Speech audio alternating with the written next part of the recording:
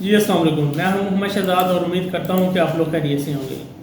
ناظرین، آج کے کنٹینٹ میں ہم بات کریں گے انڈیا کے حوالے سے۔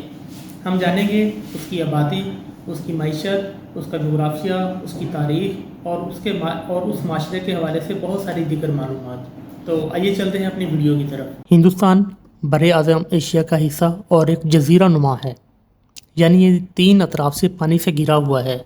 دنیا کا بلند ترین پہاڑی سلسلہ ہمالیہ اس کے شمال میں ہے۔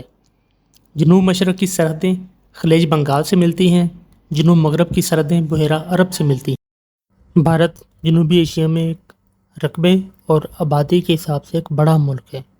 یہ 28 ریاستوں اور 8 مراکز پر مشتمل ایک بڑی سلطنت ہے۔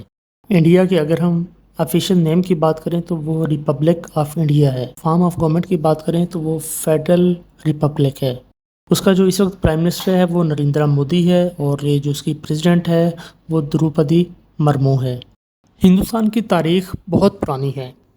ہندوستان کی سب سے قدیم تہذیب 5000 سال پہلے دریائے سندھ پر پیدا ہوئی تھی، جو کہ اب پاکستان کا علاقہ ہے۔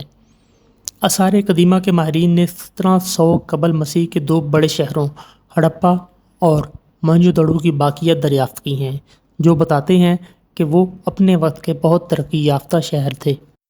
4 صدی عیسوی سے شروع ہونے والے گپتا سلطنت کے 200 سالہ دور حکومت میں فنون لطیفہ، دستکاری اور سائنس نے بہت ترقی کی۔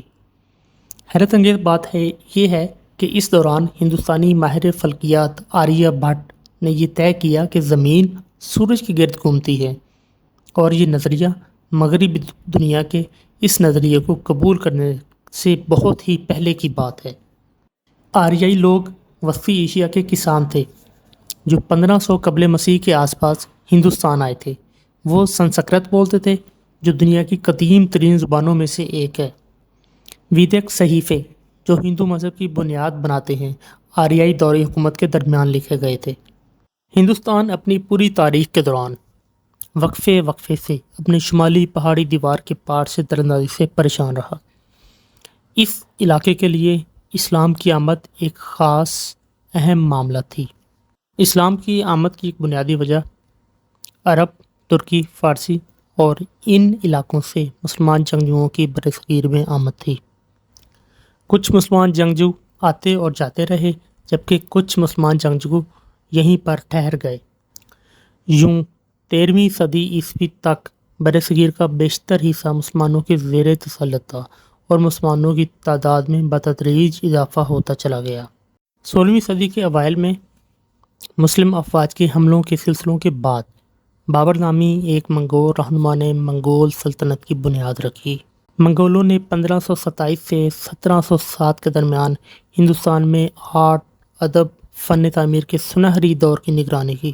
انہوں نے سڑکیں، مساجد، باغات اور عظیم الشان تاج محل سمیت بڑے بڑے مقبرے تعمیر کیے۔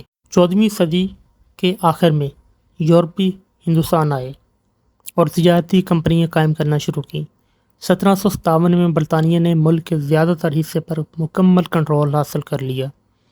برطانوی حکمرانی کے خلاف بغاوتیں 1856 میں شروع ہوئیں۔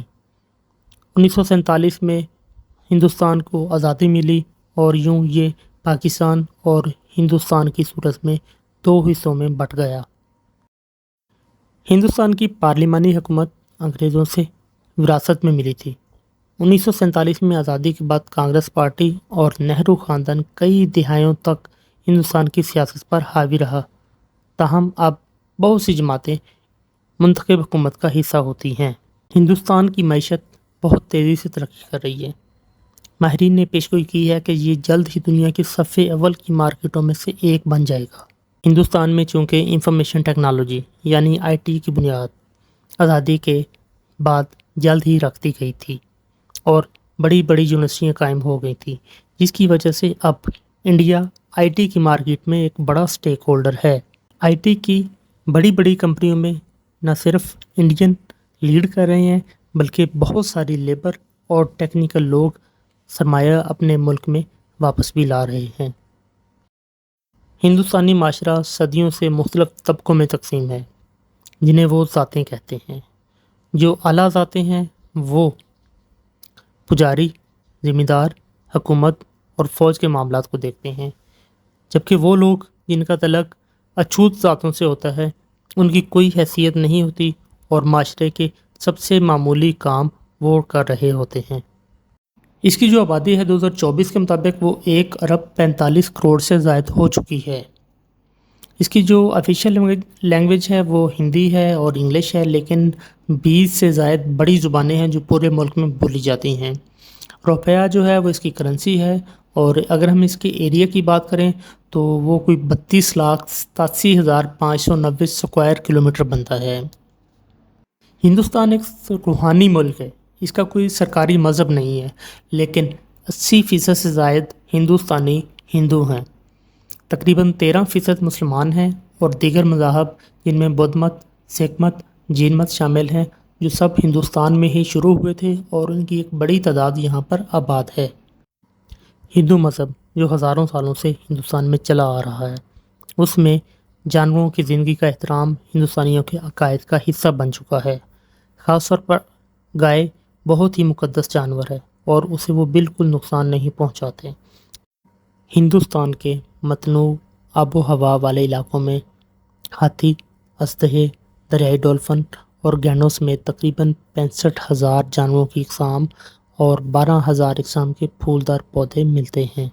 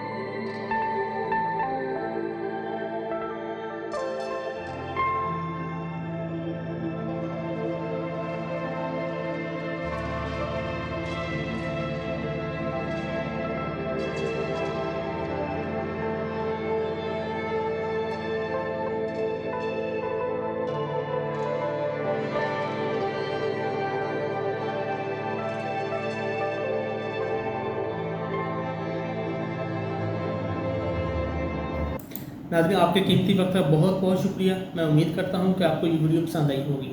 हो सके तो वीडियो को लाइक और शेयर कीजिएगा, चैनल को सब्सक्राइब कीजिएगा। आपका दोबारा बहुत बहुत शुक्रिया। Thank you.